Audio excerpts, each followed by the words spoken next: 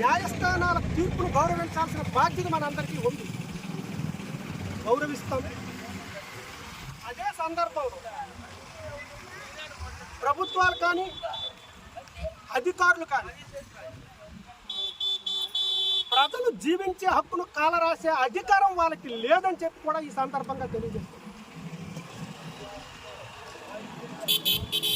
స్థానిక గ్రామ పంచాయతీ పరిధిలో సంక్రాంతి వారం రోజులు ఉండే ఇటువంటి సందర్భంలో ఏమంత అత్యవసర పరిస్థితి ఉందని చెప్పి ఈ ఆర్ఎన్బి రోడ్డు పక్కనే చెరువులో ఆక్రమణ ఉందని చెప్పి రాత్రికి రాత్రి 20 కుటుంబాలను రోడ్డును పడిస్తున్న పరిస్థితి ఈ నియోజకవర్గంలో మనం చూస్తున్నాం. ఈ సందర్భంగా ఏ ప్రభుత్వాలు అధికారంలో ఉన్నా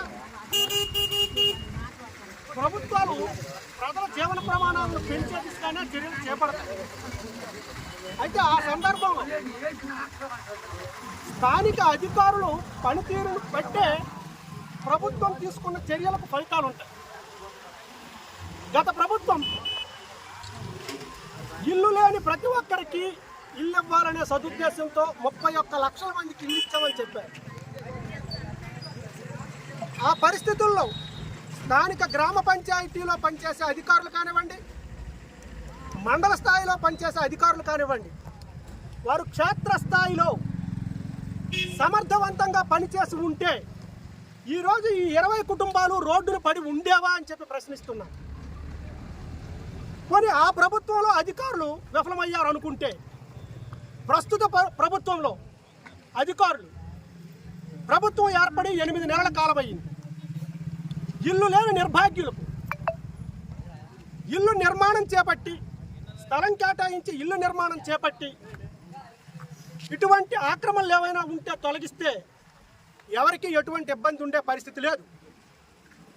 దురదృష్టం, ఇల్లు లేని నిర్భాగ్యులు సంక్రాంతి వారం రోజులు ఉండే పరిస్థితుల్లో వారికి ఉండే ఆ పెళ్ళిళ్ళు చేసిన ఆడపిల్లలను సంక్రాంతికి పిలుపు చేసి అల్లుడును కూతురును గౌరవం చేసి పంపించాల్సిన పరిస్థితుల్లో రోడ్డు మీద పడేసే పరిస్థితి.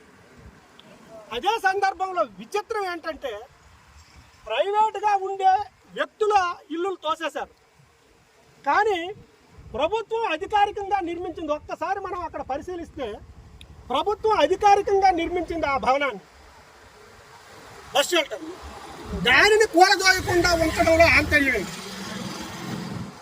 అది కూడా ప్రభుత్వ స్థలంలో నిర్మాణమే కదా. దానికి లేని అడ్డంకి సెంటు భూమి లేని, ఉండడానికి ఇల్లు లేని నిర్భాగ్యులను ఇటువంటి పండగ సందర్భంలో రోడ్డును పడేశారు. ఒక్కసారి మీరు దయచేసి ఒకసారి ఇక్కడ పరిశీలించండి. ఆ మంచం పైన ఉండే ఆ ముసలావిడ, పండు ముసలావిడ, సుమారు 90 సంవత్సరాల వయసు, ఇంతటి చలిలో రోజుల తరబడి ఉండాల్సిన పరిస్థితి. ఆవిడ ఎక్కడ ఉంటుంది? అధికారులు హైకోర్టు తీర్పిచ్చింది, మేము తొలగిస్తున్నామని చెప్పారు. తీర్పు వచ్చి 16 నెలల కాలం అయ్యింది. ఈ 16 నెలల కాలంలో ఇంటి స్థలం లేని ఈ వ్యక్తులను ఇదే గ్రామ పంచాయతీ పరిధిలో ప్రభుత్వ స్థలాలు కేటాయించి ఇల్లు నిర్మించి వారిని అక్కడికి షిఫ్ట్ చేసి ఇవి తొలగిస్తే ఎవరికి ఎటువంటి ఇబ్బంది ఉండేది కాదు. ఇది పూర్తిగా అధికారుల వైఫల్యం, పేదవాడిని రోడ్డు మీదకు తోసే చర్యలు తప్ప, కక్ష సాధింపులు తప్ప ఇంకొకటి కాదు. ఇదే విషయంపై ఈ విధంగా ఈ ఇల్లును తోసేస్తున్నారు కాబట్టి సంక్రాంతి పోయిన తరువాత ఈ ఇల్లును కూల్చే కార్యక్రమాన్ని చేపట్టండి అని చెప్పడానికి స్థానిక ఎవరైతే ఈ ఇళ్లలో నిర్మించుకొని జీవిస్తున్నారో వీరు స్థానిక శాసనసభ్యుడి దగ్గరకు రాత్రి వెళ్ళారు.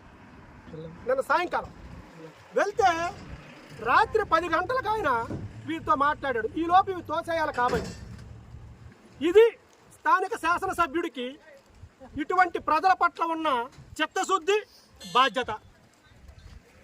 రెవెన్యూ అధికారులు 22వ తేదీన కోర్టు వాయిదా ఉంది కాబట్టి ఖచ్చితంగా మేము వీటిని కూలదొయ్యాలని చెప్పారని నేను మీ ద్వారా సూటిగా రెవెన్యూ అధికారులకు అడుగుతున్నాను.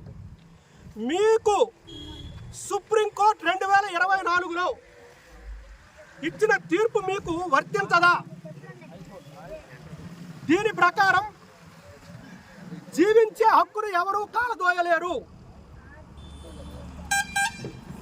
ఎట్టి పరిస్థితుల్లోనూ ఒకవేళ ఎటువంటి నిర్మాణాలున్నా ఖచ్చితంగా వారికి సరైన సమయం ఇచ్చి తొలగించాలే తప్ప మీకు నచ్చినట్టు చేసే అధికారం లేదు అని చెప్పి భారత సర్వోన్నత న్యాయస్థానం ఇచ్చిన తీర్పు.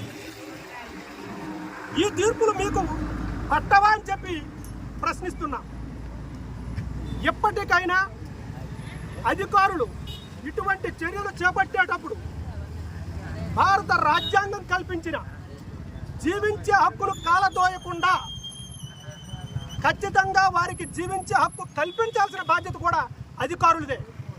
ఇటువంటి పరిస్థితుల్లో ఎవరైతే ఇక్కడ 20 మంది నిరాశ్రయులు ఉన్నారో ఇప్పుడు వీరిలో ఎవరైనా ప్రభుత్వ ఉద్యోగులు కానీ ఎవరైనా అనర్హులు ఉంటే వారిని పక్కన పెట్టి నిజమైన అర్హులకు వెంటనే స్థలాలు కేటాయించి ఇల్లు నిర్మాణం చేయాలని, ఇవి కూలదోయడానికి కూడా మీకు పూర్తి హక్కు లేదు. కారణం 40 సంవత్సరాల నుంచి వాళ్ళు ఉంటున్నారు.